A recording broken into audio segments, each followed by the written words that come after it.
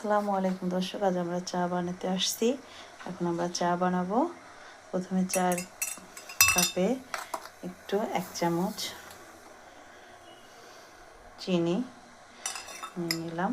এবার ফুটনো চা ছেঁকে নেব। দেখুন চা ঢেলে নিচ্ছি।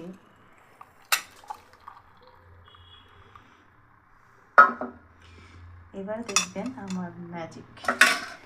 চায়ের কালারটা সুন্দর করার জন্য জাস্ট একটু লেবু দিয়ে দিব।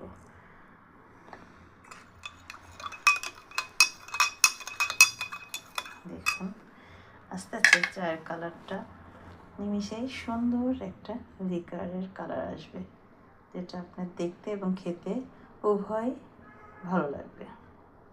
চায়ের এখন ফাইনাল লুক দেখুন, কত সুন্দর কালার আসছে। আমার চা হয়ে গেছে, এখন খাওয়ার জন্য রেডি।